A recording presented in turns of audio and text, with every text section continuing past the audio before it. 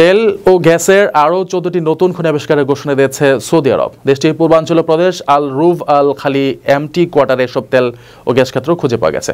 বুধবার সৌদি আরবের জ্বালানি মন্ত্রী প্রিন্স আব্দুল আজিজ বিন সালমান এই ঘোষণা দেন।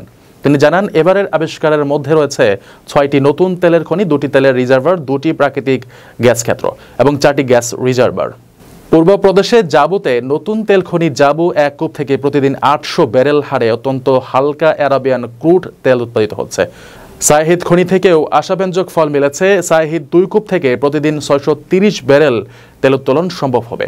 এছাড়া আইফান 2 কূপ থেকে প্রতিদিন 2840 ব্যারেল হালকা তেল ও দৈনিক প্রায় 0.44 মিলিয়ন ঘনফুট প্রাকৃতিক গ্যাস উৎপাদিত হয়েছে। জুবাইলা রিজার্ভারে বেরি 907 কূপ থেকে প্রতিদিন 520 ব্যারেল তেল এবং 0.2 বিলিয়ন ঘনফুট গ্যাস পাওয়া গেছে। মাজাজিস ক্ষেত্রের উজাইনা রিজার্ভার থেকেও মাজালিস 64 কূপের মাধ্যমে প্রতিদিন 1011 ব্যারেল প্রিমিয়াম লাইট ক্রুড এবং 0.92 মিলিয়ন ঘনফুট গ্যাস উত্তোলন করা হচ্ছে।